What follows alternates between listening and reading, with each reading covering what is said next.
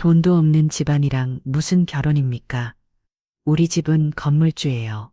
박상호의 거만한 목소리가 한적한 지방식당 안을 가득 메웠습니다.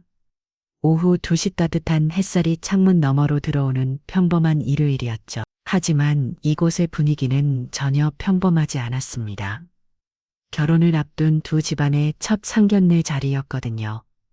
박상호는 손목에 찬 명품 시계를 일부러 드러내며 자신만만한 표정을 지었습니다. 60세의 나이에도 구레나룻을 깔끔하게 정리하고 비싼 정장을 차려입은 모습이었죠.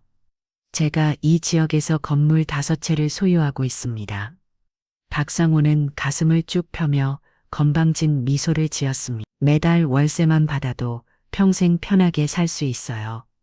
우리 도연이는 그런 환경에서 자란 아이라고요. 옆자리에 앉은 아내 이혜진도 남편의 말에 고개를 끄덕이며 거들었습니다. 맞아요, 사돈어른. 우리 아들은 어려서부터 좋은 것만 보고 자라거든요.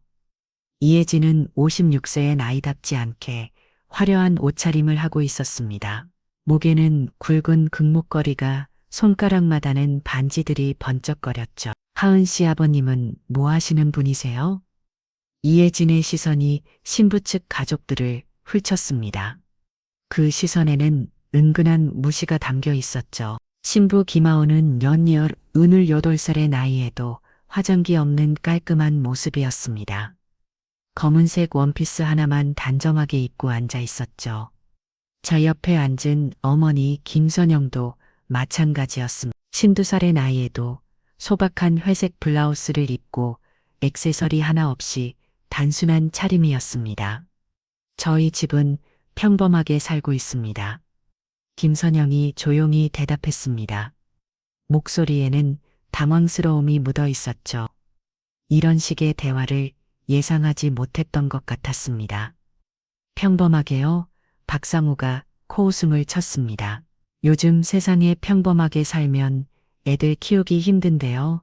특히 결혼 같은 것 말이에요. 박상호의 시선이 구석 테이블에 조용히 앉아있는 한 노인에게 잠깐 머물렀습니다. 김하우는 할아버지 김영호였습니다.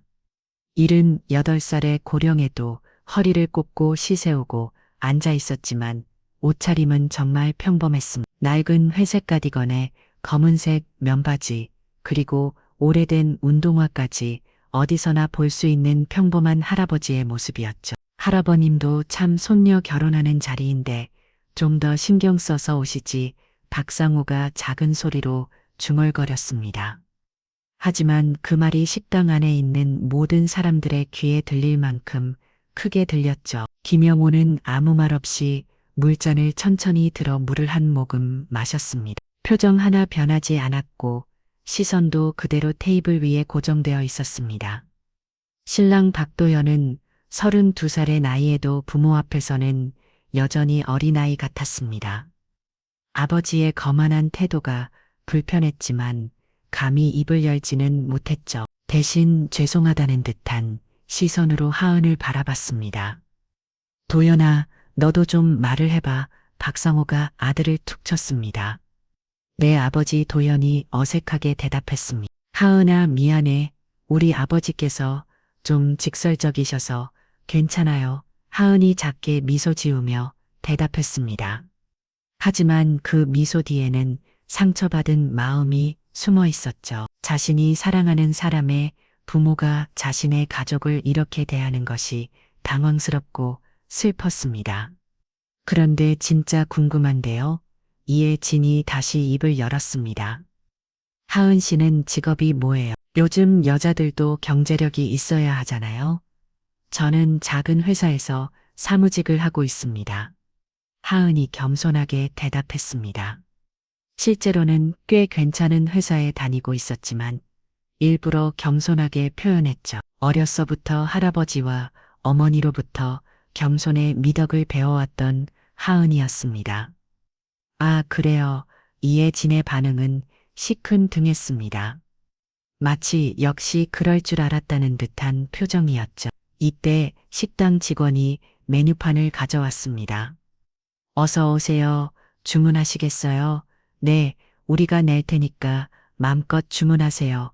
박상호가 너스레를 떨며 말했어. 하지만 그 말투에는 어차피 너희는 돈이 없으니까 라는 뜻이 숨어 있었죠. 김선영의 얼굴이 살짝 굳었습니다. 이런 식으로 무시를 당할 줄은 몰랐거든요. 하지만 딸의 앞날을 생각해서 꼭 참았습니다. 김선영이 억지로 미소를 지으며 대답했습니다. 한편 김영호는 여전히 말없이 앉아 있었습니다. 이런 상황에서도 전혀 동요하는 기색이 없었죠. 마치 이런 일들이 자신과는 상관없는 일처럼 느껴졌습니다. 할아버지 뭐 드실까요? 하은이 할아버지에게 조심스럽게 물었습니다. 뭐든 좋다. 김영호가 따뜻한 목소리로 대답했습니다. 소녀에게만큼은 언제나 다정했죠. 박상호는 이런 모습을 보며 속으로 코웃음을 쳤습니다. 역시 돈 없는 집안 노인네는 기가 죽어 있구나. 하지만 이는 박상호의 착각이었습니다. 김영호는 기가 죽어서 조용한 것이 아니었거든요. 오히려 모든 것을 여유롭게 지켜보고 있었을 뿐이었습니다. 식당 안의 분위기는 점점 더 어색해졌습니다. 하객들도 이런 상황을 지켜보며 어쩔 줄 몰라 했죠. 사돈어른, 이 동네에서는 우리 집이 꽤 유명해요. 박상호가 다시 자랑을 시작했습니다. 시장에서 장사하시는 분들도 우리를 알고 계시고 은행 직원들도 우리 보면 인사를 먼저 해요. 그래요. 김선영이 건성으로 대답했습니다. 이제는 정말 지쳤다는 표정이었죠. 하은도 마찬가지였습니다. 사랑하는 도연의 부모가 이렇게 오만할 줄은 몰랐거든요. 하지만 이것은 시작에 불과했습니다. 앞으로 더 큰 충격이 기다리고 있었으니까요. 음식을 주문하려는 순간 박상호의 진짜 본성이 드러나기 시작했습니다. 메뉴 좀 봅시다. 박상호가 메뉴카를 펼치더니 혀를 찼습니다. 아이고, 이런 동네 식당은 뭐 이렇게 비싸요? 요즘 물가가 얼마나 올랐다고. 그러면서도 자신은 가장 비싼 코스 요리 주문했습니다. 우리는 특별 코스로 주세요. 우리 집안 체면이 있으니까 이해진도 남편을 따라 비싼 메뉴를 골랐습니다. 저도 같은 걸로요. 우리 아들 결혼하는 날인데 좋은 걸 먹어야죠. 반면 신부 측에게는 다른 태도를 보였습니다. 사돈분들은 뭐 드실래요? 너무 부담스러운 거 말고 적당한 걸로요. 박상호의 말에는 돈 없으니까 싼 거나 먹으라는 뜻이 담겨 있었습니다. 김선영의 얼굴이 순간 빨갛게 달아올랐습니다. 이런 모욕을 당할 줄은 꿈에도 몰랐거든요. 저희는 그냥 김치찌개 정식으로 할게요. 김선영이 떨리는 목소리로 대답했습니다. 정말로 돈이 없어서가 아니라 이 상황에서 더 이상 참기 힘들었기 때문이었죠. 할아버님도 같은 걸로 드실까요? 직원이 김영호에게 물었습니다. 그래. 김영호가 고개를 끄덕였습니다. 여전히 평온한 표정이었죠. 박상호는 이런 모습을 보며 더욱 우쭐해졌습니다. 역시 격이 다르네요. 우리는 특별 코스의 사돈분들은 김치찌개라. 박상호가 일부러 크게 말했습니다. 주변 테이블의 다른 손님들도 힐끔힐끔 쳐다보기 시작했죠. 저 집안은 돈 차이가 많이 나나 보네. 신부 쪽이 형편이 어려운 것 같은데 사람들의 시선과 수근거림이 느껴졌습니다. 하은의 얼굴이 점점 붉어졌습니다. 부끄러움과 분노가 동시에 밀려왔거든요. 도연아, 너는 뭘 먹을래? 박상호가 아들에게 물었습니다. 저는 하은이랑 같은 걸로 할게요. 도연이 작은 목소리로 대답했습니다. 그나마 양심이 있었던 도연은 이 상황이 너무 불편했습니다. 뭐, 너까지 왜 그런 거 먹어? 우리 아들인데. 박상호가 짜증을 냈습니다. 아니에요. 아버지, 저는 김치찌개 좋아해요. 도연이 어색하게 웃으며 대답했습니다. 하지만 박상호는 만족하지 않았습니다. 에이, 체면이 서지 않네. 우리 아들까지 그런 걸 먹으면. 이때 이혜진이 끼어들었습니다. 사돈어른 혹시 경제적으로 어려우시면 말씀하세요. 우리가 이해할게요. 이혜진의 말은 겉으로는 배려하는 듯 했지만 실제로는 더 큰 모욕이었습니다. 김선영의 주먹이 무릎 위에서 꽉 쥐어졌습니다. 참을 수 있는 한계가 다가오고 있었죠. 아니에요. 괜찮습니다. 김선영이 간신히 대답했습니다. 하지만 목소리는 떨리고 있었습니다. 눈시울이 붉어지며 울음이 터질 것 같았죠. 이런 상황에서도 김영호 말은 태어냈습니다. 물을 한 모금 더 마시고 창밖 풍경을 바라보고 있었습니다. 마치 이 모든 일이 자신과는 상관없는 일처럼 느껴졌죠. 할아버지 하원이 할아버지를 걱정스럽게 바라봤습니다. 혹시 할아버지도 상처받으셨을까봐 걱정됐거든요. 하지만 김영호는 소녀에게 따뜻한 미소를 보내며 괜찮다는 신호를 보냈습니다. 우리 하원이 괜찮다. 김영호의 목소리는 여전히 차분했습니다. 오히려 하은을 안심시키려는 듯했죠. 박상호는 이런 모습을 보며 더욱 거만해졌습니다.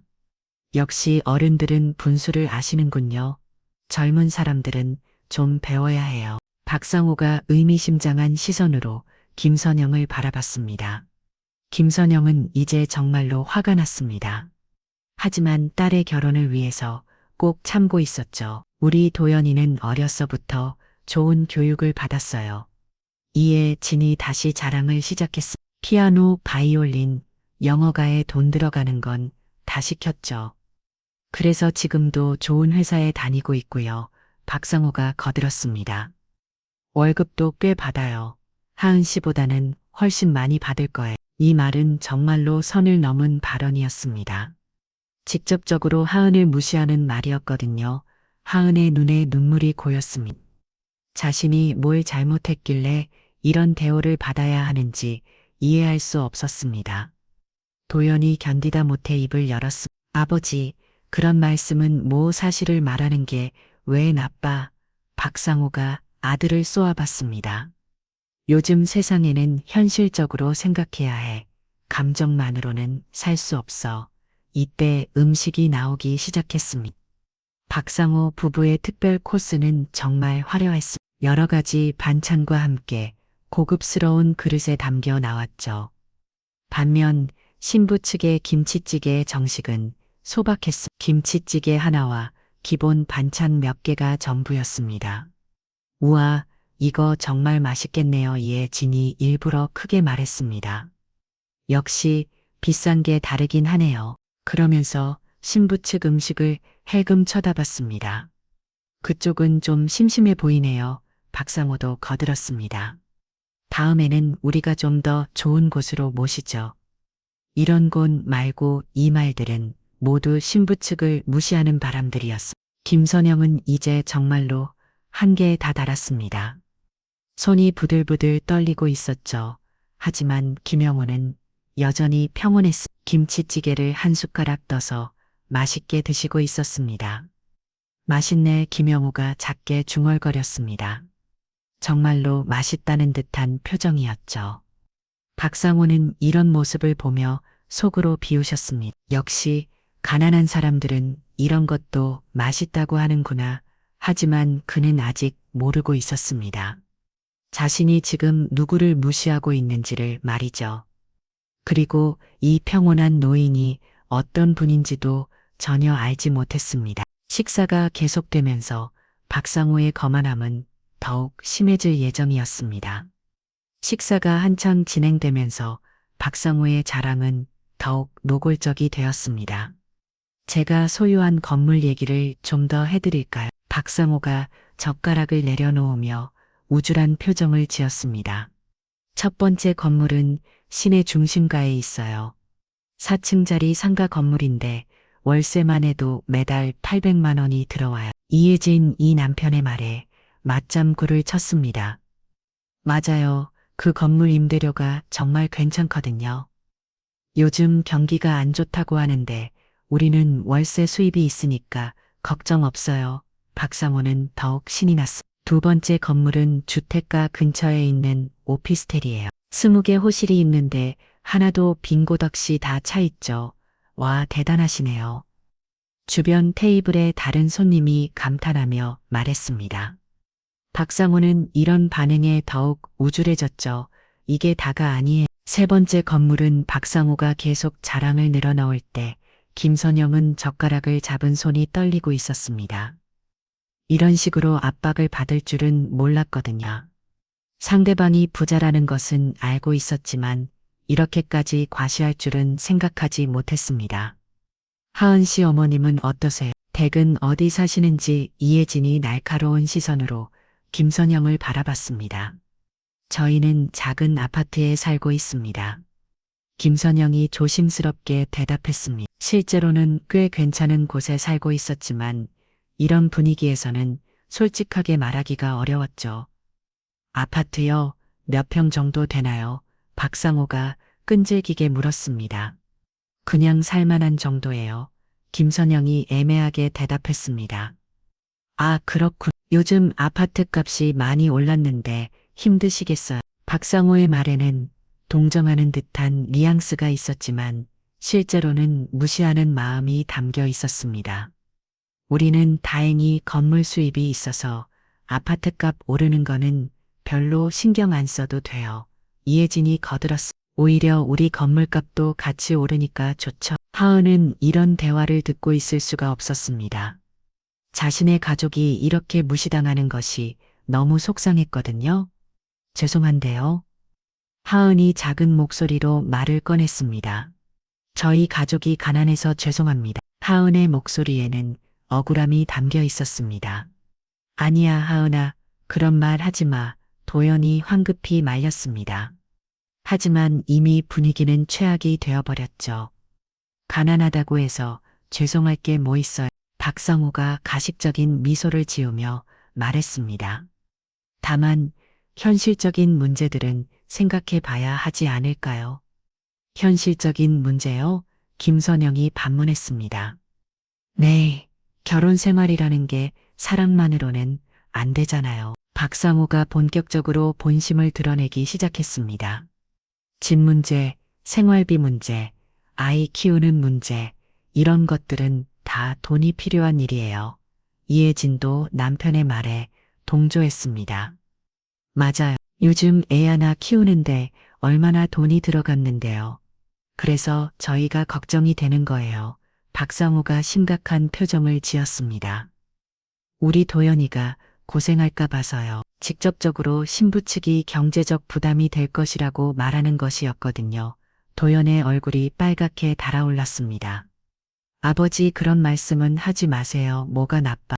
사실을 말하는 건데 박상호가 아들을 째려봤습니다. 너는 아직 세상 물정을 몰라서 그래. 결혼이라는 게 그렇게 만만한 게 아니야. 김영우는 이 모든 대화를 조용히 들으며 김치찌개를 드시고 있었습니다. 표정 하나 변하지 않았죠. 마치 이 모든 일이 자신과는 상관없는 일처럼 보였습니다. 할아버님은 어떻게 생각하세요? 박상호가 갑자기 김영우에게 말을 걸었습니다. 소녀 결혼 문제인데 뭔가 의견이 있으시지 않을까요? 김영우가 천천히 고개를 들었습니다. 글쎄, 젊은 사람들이 알아서 할 일 아닌가. 하지만 현실적인 문제들은 어른들이 챙겨줘야죠. 박상호가 끈질기게 말했습니다. 특히 경제적인 부분은 말이에요. 김영우가 작은 미소를 지었습니다. 돈이 그렇게 중요한가 당연하지. 요즘 세상에 돈 없으면 어떻게 살아요? 박상호가 목소리를 높였습니다. 할아버님도 평생 살아오시면서 느끼셨을 텐데요. 그렇긴 하지. 하지만 돈보다 중요한 것도 있지 않을까. 예를 들면 이혜진이 비우는 듯한 표정으로 물었습니다. 사람됨이나 그런 것들 말이야. 김영우가 조용히 대답했습니다. 사람됨이요, 그런 건 배불리 먹고 할 소리죠. 돈도 없으면서 사람됨으로 나면 뭐해요? 이혜진도 거들었습니다. 현실을 좀 봐야죠. 하은은 이제 정말로 울음이 터질 것 같았습니다. 자신의 할아버지까지 이렇게 무시당하는 것을 보고 있을 수가 없었거든요. 김선영도 마찬가지였습니다. 주먹을 꽉 쥐고 참고 있었지만 한계에 다 다르고 있었죠. 오히려 박상호 부부를 바라보는 시선에는 연민 같은 것이 담겨 있었습니다. 마치 저 사람들은 정말 중요한 것이 뭔지 모르는구나라는 듯한 표정이었죠. 그래, 돈이 중요하긴 하지. 김영우가 천천히 말했습니다. 하지만 그것만이 전부는 아니야. 박상호는 이런 김영우의 말을 그냥 가난한 노인의 변명 정도로 생각했습니다. 아직은 자신이 누구를 상대하고 있는지 전혀 모르고 있었거든요. 식사는 계속되었지만 분위기는 점점 더 악화되고 있었습니다. 박상호의 거만함은 절정에 달하려고 하고 있었죠. 식사가 거의 끝나갈 무렵 박상호는 더욱 노골적으로 자신의 조건을 내세우기 시작했습니다. 사돌 너로 이제 좀 진지한 얘기를 해볼까요? 박상호가 냅킨으로 입을 닦으며 말했습니다. 분위기가 한층 더 무거워졌죠.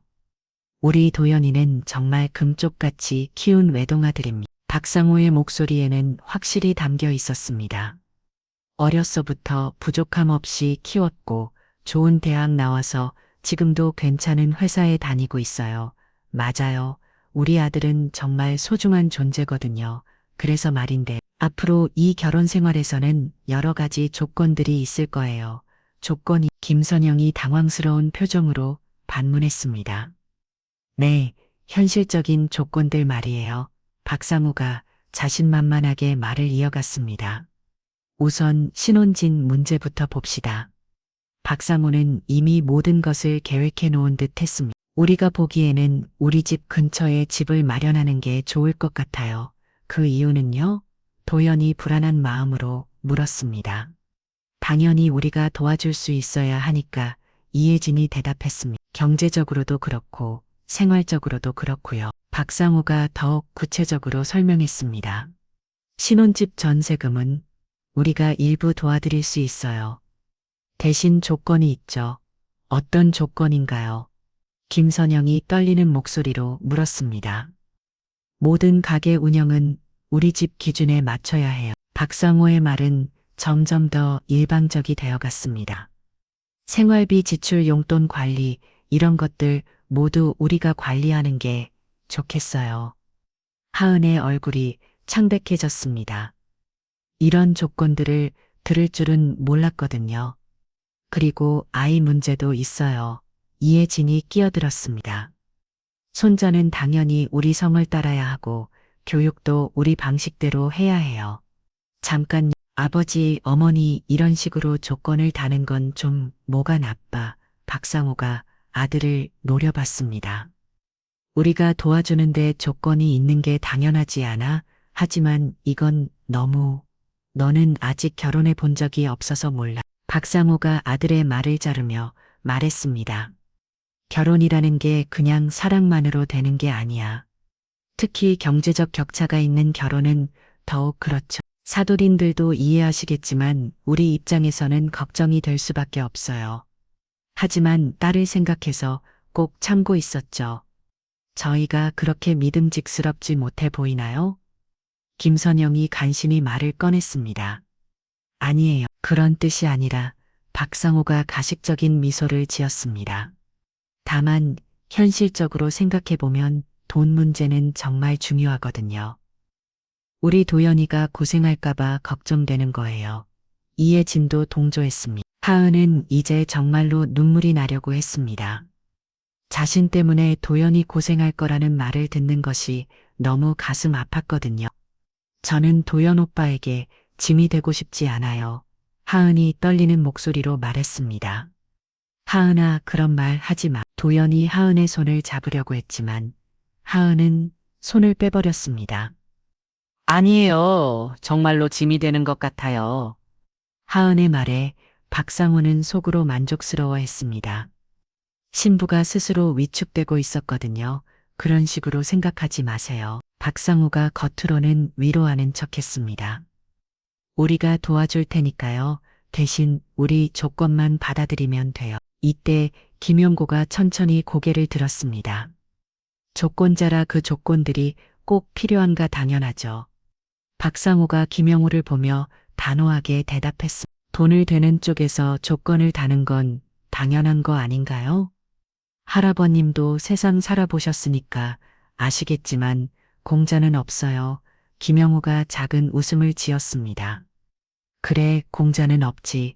그러니까 이해하시겠죠. 우리도 어쩔 수 없는 거예요. 김영우는 잠깐 생각에 잠긴 듯 했습니다. 그리고 나서 천천히 입을 열었습니다. 그런데 말이야. 네, 박상우가 김영우를 바라봤습니다. 조건을 다시 생각해 볼 수는 없을까? 김영우의 말에 박상우는 코웃음을 쳤습니다. 다시 생각한다고요? 할아버님, 현실을 좀 보세요. 우리가 얼마나 양보하고 있는지 아세요? 다른 집안이었으면 이런 결혼 자체를 반대했을 거예요. 이제 정말로 한계에 다 달았죠. 하지만 김영우는 여전히 침착했습니다. 오히려 박상호 부부를 바라보는 시선에는 여유가 있었습니다. 그래, 알겠다. 그럼 계산은 내가 하지. 아니에요, 할아버님. 저희가 낼게요. 박상호가 급하게 말했습니다. 아무래도 체면상 자신이 내야 한다고 생각했거든요. 괜찮다. 김영우가 자리에서 일어났습니다. 내가 낼 테니까. 박상우는 속으로 우쭐했습니다. 역시 가난한 노인이 멀릴 수 있겠어. 그냥 체면 칠해용이겠지. 하지만 그는 곧 깨달게 될 것입니다. 자신이 얼마나 큰 실수를 했는지를 말이죠. 김영우가 계산대로 향하면서 이 식당의 분위기는 완전히 바뀔 준비를 하고 있었습니다. 김영우가 천천히 자리에서 일어나 계산대로 향했습니다. 낡은 회색 가디건을 입은 그의 뒷모습은 여전히 평범한 할아버지 같았죠. 박상우는 김영우의 뒷모습을 보며 속으로 비우셨습니다. 저 노인이 멀릴 수 있겠어. 그냥 폰만 잡는 거겠지. 이혜진도 남편과 같은 생각이었습니다. 할아버님이 고집이 좀 있으시네요. 이혜집이 작은 목소리로 중얼거렸습니다. 나이 드신 분들이 다 그래요. 하은은 걱정스러운 마음으로 할아버지를 바라봤습니다. 혹시 할아버지가 무리하시는 건 아닐까 싶었거든요. 김선영도 마찬가지로 걱정했습니다. 아버님이 괜히 체면 때문에 무리하시는 것 같았죠. 계산대에 도착한 김영우는 조용히 지갑을 꺼냈습니다. 그리고 그 안에서 하나의 카드를 꺼냈습니다. 검은색의 심플한 카드였죠. 겉보기에는 별로 특별해 보이지 않았습니다. 계산 부탁합니다. 김영우가 카드를 내밀며 말했습니다. 식당 매니저가 카드를 받아 결제 단말기에 넣었습니다. 그런데 잠깐 후 단말기 화면을 본 매니저의 표정이 순간 굳어졌습니다. 매니저는 카드를 다시 자세히 들여다봤습니다. 그리고 카드에 적힌 이름을 확인한 순간 얼굴이 완전히 변했죠. 이것이 매니저가 당황한 목소리로 중얼거렸습니다. 그러더니 갑자기 김영우에게 90도로 깊게 인사를 했습니다. 회장님, 정말 죄송합니다. 몰라 배웠습니다. 매니저의 큰 목소리가 식당 전체에 울려 퍼졌습니다.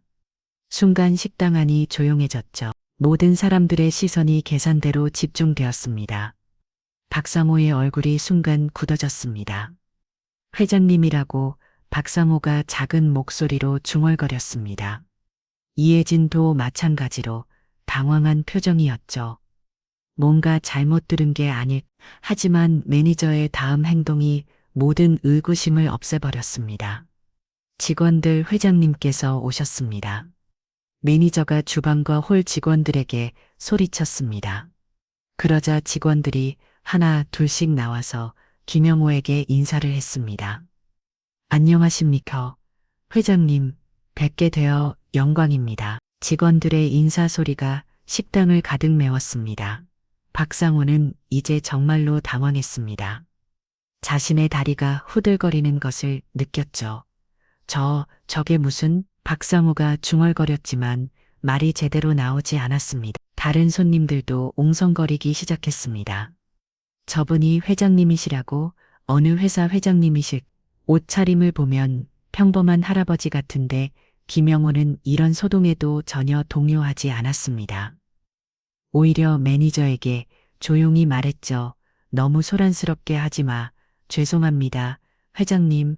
하지만 이렇게 오실 줄은 몰랐습니다. 매니저가 죄송하다는 표정으로 대답했습니다. 평소처럼 조용히 식사하시려고 하셨는데 김영호가 손을 흔들며 괜찮다는 신호를 보냈습니다.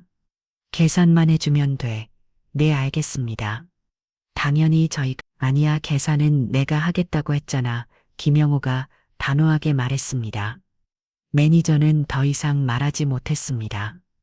회장님의 의지를 거슬릴 수는 없었거든요. 이때 박상호가 떨리는 다리로 계산대 쪽으로 다가왔습니다. 얼굴은 완전히 파래져 있었죠. 저 회장님이시라고 하시는데 박상호가 떨리는 목소리로 물었습니다.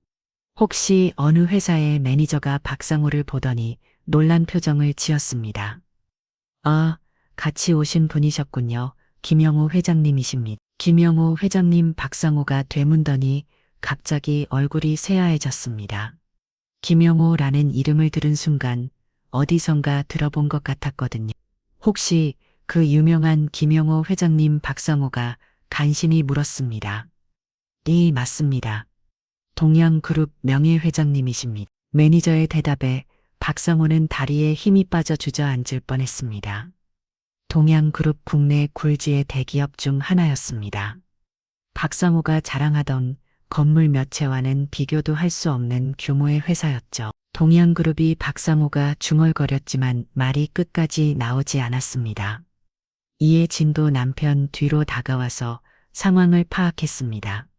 그리고 진실을 깨달은 순간 얼굴이 완전히 굳어버렸죠. 어떻게 이해진도 말을 잇지 못했습니다. 한편 신부 측 테이블에서는 다른 반응이 나오고 있었습니다. 하우는 할아버지의 정체가 드러난 것에 대해 복잡한 감정을 느꼈습니다. 물론 자랑스럽기도 했지만 동시에 걱정도 됐거든요. 김선영은 안도의 한숨을 쉬었습니다. 그동안 참고 참았던 억울함이 조금 풀리는 것 같았죠. 도연은 완전히 충격을 받았습니다.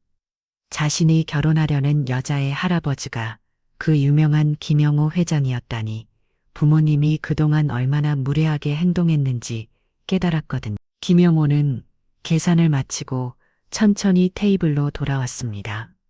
하지만 이제 식당의 분위기는 완전히 바뀌어 있었습니다. 박상호와 이혜진은 김영호를 보는 시선이 완전히 달라져 있었습니다. 그동안의 거만함은 온데간데였고 오직 당황과 두려움만이 남아 있었죠. 김영호가 자리에 앉자 박상호가 떨리는 목소리로 말을 꺼냈습니다. 왜, 회장님 정말 몰라 뵀습니다. 박상호의 목소리는 완전히 떨리고 있었습니다. 그동안의 거만함은 온데간데였고 오직 공포만이 남아 있었죠. 이해진도 마찬가지였습니다. 얼굴이 새하얗게 질려서 말을 제대로 할 수도 없었습니다. 저희가 정말 죄송합니다.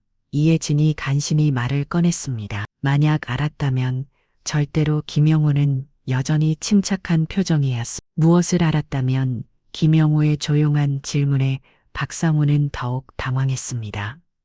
그러니까 회장님이시라는 걸 알았다면 어떻게 했을 건가? 김영호가 다시 물었습니다. 박상호는 대답할 말이 없었습니다. 솔직히 말하면 김영호가 누구인지 알았다면 완전히 다르게 행동했을 테니까요. 저희가 무례했습니다. 박상호가 고개를 숙이며 말했습니다. 정말 죄송합니다. 식당의 다른 손님들은 이 상황을 지켜보며 옹성거렸습니다. 아까 그 사람들이 회장님한테 그렇게 말했다고. 어머, 정말 몰라봤나. 본에 저렇게 평범하게 계시니까 당연히 모르죠. 하지만 예의는 지켜야 하는 거 아닌가. 사람들의 시선과 수근거림이 박상호 부부에게 집중되었습니다. 박상호는 이제 정말로 땀이 흘러내렸습니다. 자신이 그동안 얼마나 큰 실수를 했는지 깨달았거든요. 회장님 정말 용서해 주십시오. 박상호가 거의 애원하는 목소리로 말했습니다. 저희가 정말 몰랐습니다. 김영호는 박상호를 조용히 바라봤습니다. 그 시선에는 실망이 담겨 있었죠. 몰랐다고? 네, 정말 몰랐습니다. 박상호가 급하게 대답했습니다. 그렇다면 모르는 사람에게는 그렇게 해도 되는 건가? 김영호의 질문에 박상호는 할 말이 없었습니다. 전곡을 찌르는 질문이었거든요. 그게 아니라 박상호가 변명하려 했지만 말이 나오지 않았습니다. 이때 더 충격적인 사실이 드러났습니다. 식당 매니저가 조심스럽게 다가와서 말했죠. 회장님 혹시 이 식당도 저희 그룹 계열사인 걸 아셨나요? 그래, 김영호가 의외라는 듯 대답했습니다. 몰랐는데 네 작년에 인수됐습니다. 매니저가 설명했습니다. 박상호는 이 말을 듣고 더욱 충격을 받았습니다. 자신이 지금 앉아있는 이 식당마저 김영호 회장의 것이었다니. 그리고 매니저가 더 말을 이었습니다. 혹시 이분이 박상우 씨이신가요? 매니저가 박상호를 가리 김이어 물었습니다. 그렇습니다. 박상호가 떨리는 목소리로 대답했습니다. 아, 그렇군요. 매니저가 뭔가 아는 듯한 표정을 지었습니다. 실은 저희가 박상호 씨에 대해 알고 있습니다. 뭘 알고 있다는 거죠? 박상호가 불안한 마음으로 물었습니다. 박상호 씨께서 소유하고 계신 건물들 말입니다. 매니저의 말에 박상호의 얼굴이 더욱 창백해졌습니다. 그 건물들이 사실은 저희 그룹 소유 토지 위에 지어진 것들이죠. 매니저의 말에 식당 안이 조용해졌습니다. 박상호는 이제 정말로 무너질 것 같았습니다. 자신이 그토록 자랑하던 건물들이 사실은 김영호 회장그룹의 땅 위에 있었다니 그럴 리가. 박상호가 중얼거렸지만 사실이었습니다. 저희가 토지를 임대해드리고 박상호 씨께서는 건물 관리를 맡고 계신 거죠. 매니저가 친절하게 설명했습니다. 사실상 저희 그룹의 위탁 관리인이신 셈입니다. 이 말을 들은 순간 박상호는 정말로 주저앉을 뻔했습니다. 자신이 건물주라고 자랑했던 그 건물들이 사실은 김영호 회장의 것이었다니. 이해진도 마찬가지로 충격을 받았습니다. 그동안 남편과 함께 자랑했던 모든 것들이 거짓이었던 셈이었거든요. 어떻게 이런 일이. 이해진이 중얼거렸습니다. 도연은 이 모든 상황을 지켜보며 부끄러움을 느꼈습니다. 자신의 부모가 그토록 거만하게 그렸는데 실제로는 상대방이 훨씬 위였던 것이죠. 하은아 미안. 도연이 하은에게 작은 목소리로 사과했습니다. 우리 부모님이 너무 무례했어. 하은은 복잡한 심정이었습니다. 자신의 할아버지가 이렇게 대단한 분이라는 것이 자랑스럽기도 했지만 동시에 이런 식으로 드러나는 것이 부담스럽기도 했거든요. 김선영은 그동안에 억울했던 마음이 조금 풀리는 것 같았습니다. 하지만 동시에 복잡한 감정도 느꼈죠. 김영호는 이 모든 상황을 조용히 지켜봤습니다. 그리고 천천히 입을 열었습니다. 박상호 씨, 네, 회장님. 아까 돈이 중요하다고 했지. 그건 박상호가 변명하려 했지만 김영호가 손을 들어 말을 막았습니다. 맞는 말이야. 돈은 중요해. 하지만 돈보다 더 중요한 게 있다고 생각하지 않나? 박상호는 대답할 수 없었습니다. 자신이 그동안 얼마나 잘못 생각하고 있었는지 깨달았거든요. 사람을 대하는 마음, 상대를 존중하는 마음. 김영호가 계속 말했습니다.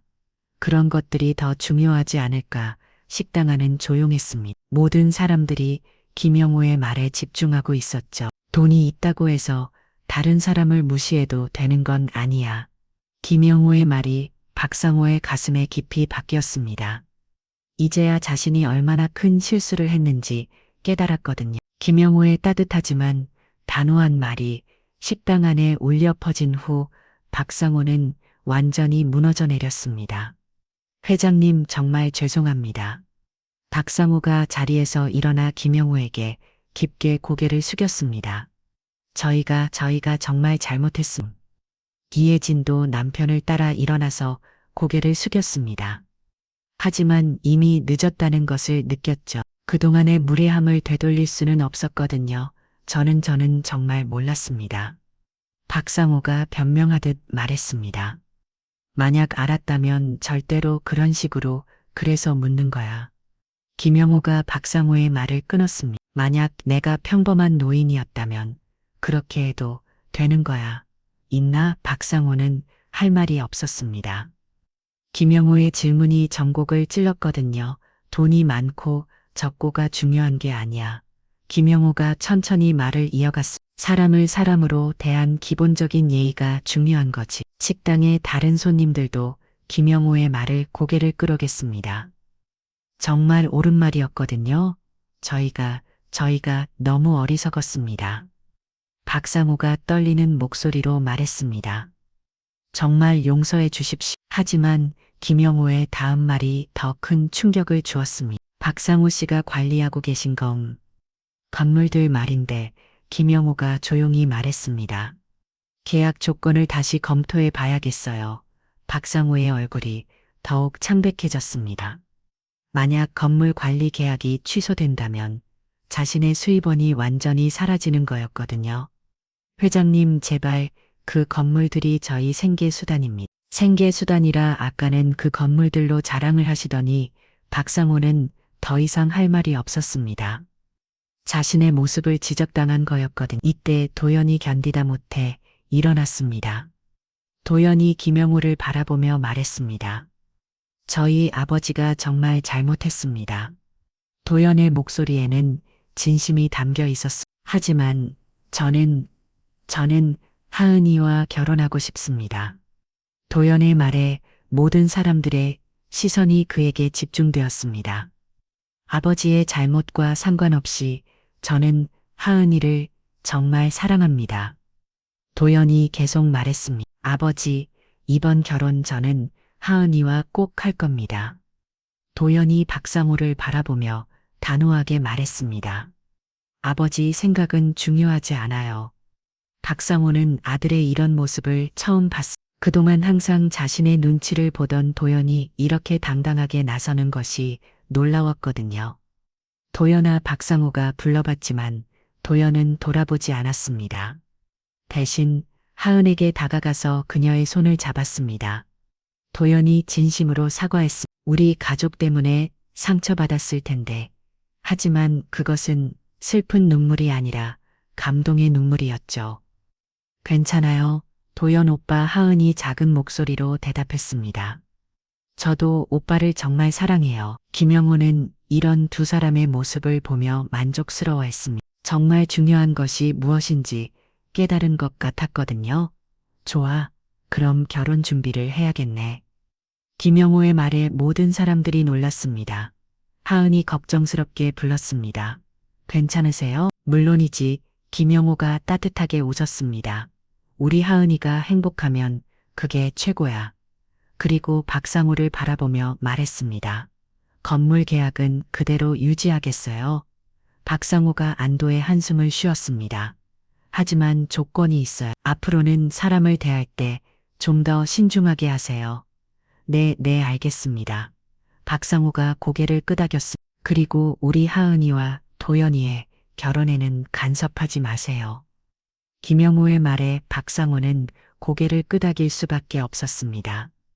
젊은 사람들이 알아서 잘할 겁니다. 김영호가 도연과 하은을 바라보며 말했습니다.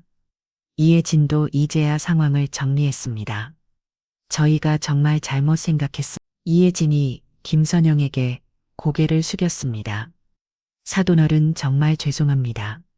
김선영은 이제어야 마음이 좀 풀렸습니다. 괜찮습니다. 김선영이 널그럽게 대답했습니다. 앞으로 잘해보죠. 식당의 다른 손님들은 이런 상황을 지켜보며 박수를 치기 시작했습니다. 정말 감동적이네요. 저런 분이 진짜 어른이시지. 돈이 많아도 겸손하시고 사람들의 찬사가 이어졌습니다. 김영호는 이런 관심을 부담스러워하며 자리에서 일어났습니다. 이제 가자. 김영호가 가족들에게 말했습니다. 오늘은 여기까지. 박상우와 이혜진은 김영호 일행이 나가는 모습을 지켜보며 깊은 반성을 했습니다. 자신들이 얼마나 어디서 걷는지 깨달았거든요. 도연도 부모님을 바라보며 말했습니다. 아버지, 어머니, 앞으로는 이런 일이 없었으면 좋겠어요. 박상우와 이혜진은 고개를 끄덕였습니다. 오늘의 일은 그들에게 큰 교훈이 되었거든요. 며칠 후 두 집안은 다시 만났습니다. 이번에는 정식으로 결혼 준비를 위한 만남이었죠. 장소는 김영우가 제안한 조용한 한정식 집이었습니다. 박상호와 이혜진의 모습은 완전히 달라져 있었습니다. 그동안의 거만함은 온데간데였고 오히려 조심스러운 모습이었죠. 사돈어른 안녕하십니까? 박상호가 김영우에게 정중하게 인사했습니다. 지난번에는 정말 죄송했습니다. 김영우는 따뜻한 미소로 인사를 받았습니다. 괜찮습니다. 이제 새로운 시작을 하면 되죠. 이혜진도 김선영에게 진심으로 사과했습니다. 사돈떡 저희가 너무 무례했습니다. 이제 와서 변명할 생각은 없어요. 정말 죄송했습니다. 김선영은 너부럽게 받아들였습니다. 지난 일은 잊어버려요. 앞으로가 중요하죠. 도연과 하은은 서로의 손을 잡고 앉아 있었습니다. 그들의 얼굴에는 행복한 미소가 가득했죠. 할아버지, 정말 감사해요. 하은이 김영호에게 고마움을 표현했습니다. 덕분에 도연 오빠와 행복하게 결혼할 수 있을 것 같아요. 김영호가 소녀의 머리를 쓰다듬었습니다. 박상우가 조심스럽게 입을 열었습니다. 회장님 결혼 준비에 필요한 것들이 있으시면 말씀해 주세요. 저희가 할 수 있는 건 뭐든지 도와드리겠습니다. 김영우가 손을 흔들었습니다. 그런 건 젊은 사람들이 알아서 하면 됩니다. 우리는 그냥 지켜보기만 하면 되죠. 도연이 아버지를 바라보며 말했습니다. 아버지, 저희는 소박하게 결혼할 생각이에요. 너무 크게 하지 말고 가족들과 가까운 사람들만 모시고요. 그래, 내가 하고 싶은 대로 해라. 아버지가 더 이상 간섭하지 않겠다. 우리는 너의 결정을 존중할게. 하은이 감동스러워했습니다. 이런 변화가 정말 놀라웠거든요. 감사해요. 도연 오빠 부모님. 김영우는 이런 모습을 보며 만족스러워했습니다. 사람은 변할 수 있다는 것을 보여주는 좋은 이였거든요. 김영우가 박상우를 불렀습니다. 네, 회장님. 박상우가 긴장하며 대답했습니다. 앞으로 건물 관리 일을 더 잘해보세요. 김영우가 격려했습니다. 능력이 있으신 분이니까 더 좋은 기회도 주어질 거예요. 박상우의 눈이 반짝였습니다. 정말 감사합니다. 단 조건이 있어요. 사람을 대할 때는 항상 겸손하게 하세요. 돈이나 지위로 사람을 판단하지 마시고요. 박상우가 진심으로 고개를 끄덕였습니다. 네, 명심하겠습니다. 평생 잊지 않고 살겠습니다. 이때 김선영이 입을 열었습니다. 사실 저희도 말씀드릴 게 있어요. 모든 사람들이 김선영을 바라봤습니다. 저희 하은이가 어려서부터 겸손하게 살라고 가르쳤는데 김선영이 미소를 지으며 말했습니다. 때로는 너무 겸손해서 걱정이 될 때도 있었어요. 하은이 부끄러워하며 고개를 숙였습니다. 어머니, 하지만 오늘 보니까 그렇게 가르친 게 잘한 것 같아요. 김선영이 계속 말했습니다. 돈이 있고 없고가 중요한 게 아니라 마음이 중요하다는 걸 배웠거든요. 박상호와 이혜진은 이 말을 들으며 더욱 부끄러워했습니다. 정말로 중요한 가치가 무엇인지 깨달았거든요. 김영우가 모든 사람들을 바라보며 말했습니다. 오늘 이 자리가 새로운 시작이 되었으면 좋겠습니다. 서로를 이해하고 존중하는 가족이 되어보죠. 모든 사람들이 고개를 끄덕였습니다. 정말로 새로운 시작이 될 것 같았거든요. 도연이 하은의 손을 꽉 잡으며 말했습니다. 하은아, 우리 정말 행복하게 살자. 도연 오빠, 하은이 밝게 웃으며 대답했습니다. 식사가 끝나무려 김영우가 마지막으로 말했습니다. 재산보다 중요한 건 상대를 존중할 줄 아는 마음입니다. 돈은 없어질 수도 있지만 좋은 마음은 평생 가는 재산이죠. 박상우가 깊이 고개를 숙였습니다. 회장님 말씀을 평생 가슴에 새기겠습니다. 저희가 정말 큰 걸 배웠습니다. 몇 달 후 도연과 하은의 결혼식이 열렸습니다. 소박하지만 따뜻한 결혼식이었죠. 박상호와 이혜진은 완전히 달라진 모습이었습니다. 신부 가족을 진심으로 가족으로 받아들였거든요. 김영호는 결혼식 내내 흐뭇한 미소를 지었습니다. 소녀가 좋은 사람을 만나 행복해하는 모습이 최고의 선물이었죠. 결혼식이 끝난 후 하객들은 이 이야기를 오래도록 기억했습니다. 진정한 부자가 누구인지, 진정한 품격이 무엇인지를 보여준 감동적인 이야기였거든요. 박상호는 그 이후로 완전히 달라졌습니다. 건물 관리에도 더욱 성실하게 했고, 사람들을 대할 때도 항상 겸손했죠. 그리고 무엇보다 며느리의 하은을 진짜 딸처럼 아겠습니다. 김영호의 가르침을 평생 잊지 않았거든요. 하은과 도연은 정말 행복하게 살았습니다. 돈보다 중요한 것이 무엇인지 알고 있었기 때문이죠. 그들의 사랑은 물질적인 조건을 뛰어넘는 진정한 사랑이었습니다. 김영호는 평생에 걸쳐 많은 사람들에게 이런 가르침을 주었습니다. 진정한 부는 돈이 아니라 마음에 있다는 것을 말이죠. 그리고 그 가르침은 세대를 이어가며 계속 전해졌습니다. 사람을 존중하고 겸손하게 살아가는 것이 얼마나 중요한지를 보여주는 이야기로 말입니다. 이 이야기는 많은 사람들에게 감동을 주었고 진정한 품격이 무엇인지를 생각해 보게 했습니다. 돈이 있고 없고가 아니라 어떤 마음으로 살아가는 야가 정말 중요한 것이라는 교훈을 남기며 이 이야기는 끝이 났습니다.